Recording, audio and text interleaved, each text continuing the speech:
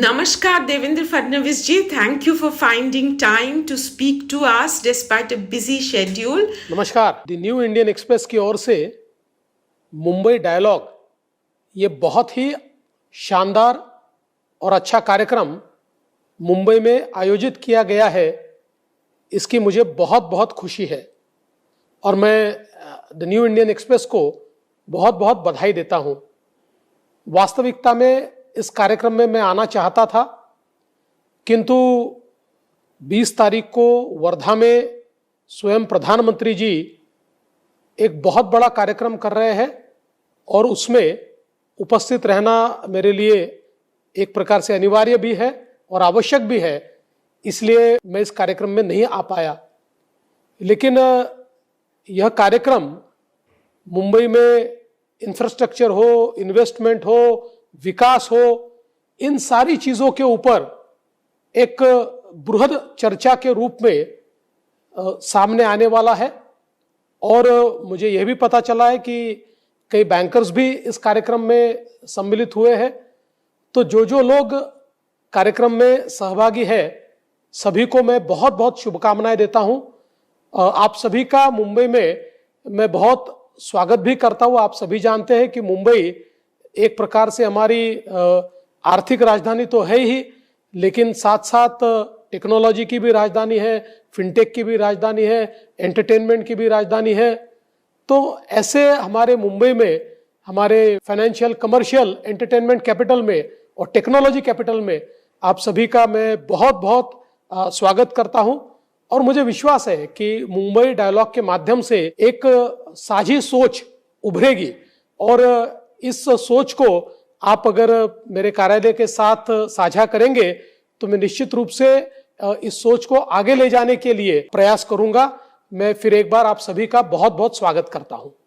Let's dive straight into the questions. Before every election, people always bring up the previous election for comparison. But in Maharashtra, the last assembly election seems to have taken place in another era altogether. The BJP and the undivided Shiv Sena were still together. Was life simpler in those days? देखिए, कोई भी चुनाव आसान नहीं होता है और मूल रूप से चाहे 2014 हो, चाहे 2019 हो, चाहे 2024 हो, मोदी जी का नाम और मोदी जी का ब्रांड ये हमारे साथ होगा और इसका फायदा निश्चित रूप से हमको होगा। और मैं ऐसा मानता हूं कि इस बार भी जो चुनाव है, उस चुनाव में भारतीय जनता पार्टी 100 के ऊपर सीटें लेगी और हमारा गठबंधन निश्चित रूप से सरकार तैयार करेगा। हम फिर एक बार सत्ता में आएंगे, ये मुझे विश्वास है। Within the Mahayuti government, you were calling the shots even a year ago.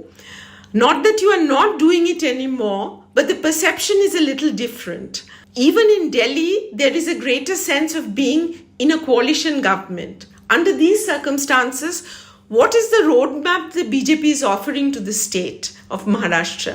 देखिए, पहली बात तो यह है कि किसी भी सरकार के प्रमुख ये मुख्यमंत्री होते हैं, ऐसे ही हमारी सरकार के प्रमुख भी मुख्यमंत्री है।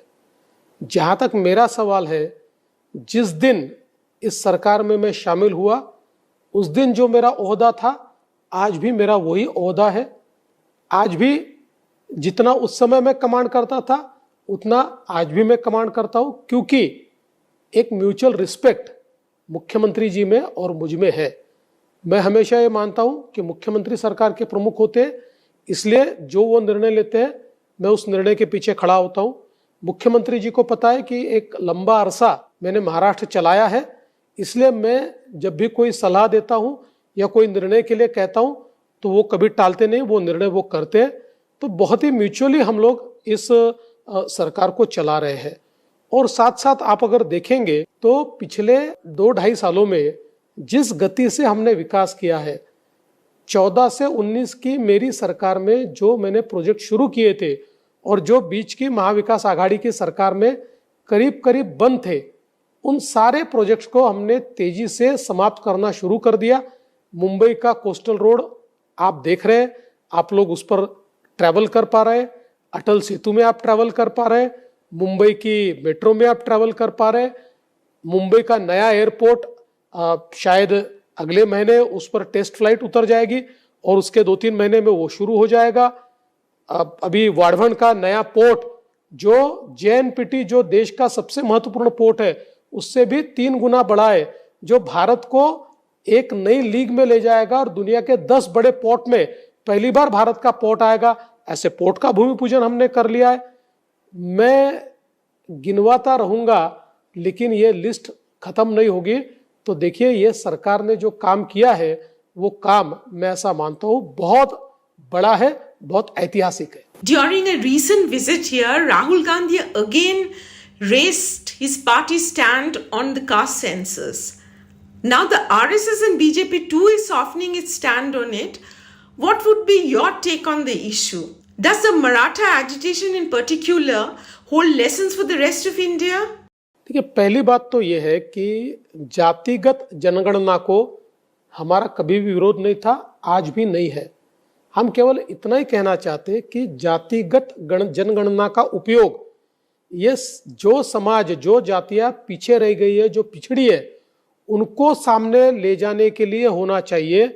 राजनीति के लिए उसका उपयोग अगर हम करेंगे तो जो छोटे संख्या से छोटी जातियां हैं उन जातियों के ऊपर अन्याय होगा। इसलिए हमने हमेशा ये कहा है कि जातिगत जनगणना तो होनी चाहिए, पर इसका उपयोग विकास के लिए होना चाहिए, न कि राजनीति के लिए।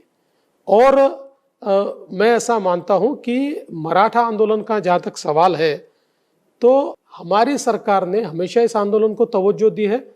मराठा समाज के लिए हम लोगों ने आर्थिक विकास महामंडल तैयार किया। 1 लाख नए उद्यमी हमने इस महामंडल के माध्यम से तैयार किए। हमने सारथी जैसी संस्था तैयार की। आईएएस ऑफिसर्स, आईपीएस ऑफिसर्स, हमारी जो एमपीएससी है, पब्लिक सर्विस कमीशन, इसमें कई लोगों को इसके कारण उनका सिलेक्शन हुआ। कई प्रकार के हम लोगों ने काम किया और साथ में 10% अलग आरक्षण हमने मराठा समाज को दिया है।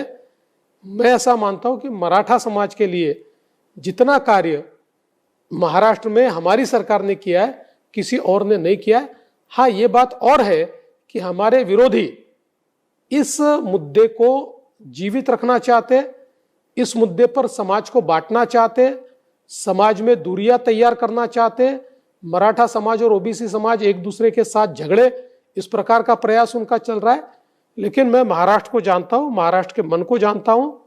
शायद कुछ तात्कालिक सफलता उनको मिल भी जाए, तब भी उनको पूरी सफलता कभी नहीं मिलेगी। You made a big sacrifice by accepting a deputy chief minister's post to allow the Mahayuti coalition to take power in the state. We see that your supporters want you to either lead the state or be in a position in the center. Where does we see Devendra Fadnavis next? Where does his personal political growth take him? देखिए, देवेंद्र फडणवीस अव्वल तो एक स्वयंसेवक है और दूसरा Devendra Fadnavis party का सैनिक है। भारतीय जनता पार्टी में और विचार परिवार में हमको जो सीख मिली है वो यही मिली है, अपना फैसला आप नहीं करते, अपने बड़े और अपने वरिष्ठ जो फैसला करते हैं उस फैसले को मानकर आप उस पर अमल करते। तो मेरी पार्टी मुझे महाराष्ट्र में रखे, महाराष्ट्र में काम करूंगा, केंद्र में काम करने को कहे, केंद्र में काम करूंगा। और कभी पार्टी को ये लगे कि मेरी कोई उपयोगिता नहीं है और मैंने घर जाना चाहिए, तो मैं घर भी बड़ी खुशी से चला जाऊंगा, क्योंकि मैं व्यक्तिगत रूप से अपने लिए ये सारा काम नहीं करता हूं। इनमें से किसी पद को मैंने मेरी व्यक्तिगत ताकत को बढ़ाने के लिए, व्यक्तिगत संपत्ति को बढ़ाने के लिए कभी उपयोग में नहीं लाया है। मैंने हमेशा पार्टी का विचार किया है, पार्टी का काम किया है। तो जो पार्टी कहेगी मैं वो काम करूंगा। अभी मेरी पार्टी ने मुझे महाराष्ट्र में काम करने को बोला है, पूरी ताकत के साथ महाराष्ट्र में काम कर रहा हूं। It is often said that Maharashtra has lost steam. Once it used to be India's engine of economic growth, now that the southern state as well as Gujarat are seen to have overtaken you, what would you give as a counter narrative to reclaim that glory? देखिए, पहली बात तो यह है कि अगर देश का कोई भी राज्य विकास करता है तो मुझे खुशी है, मुझे उसमें कोई दुख नहीं है।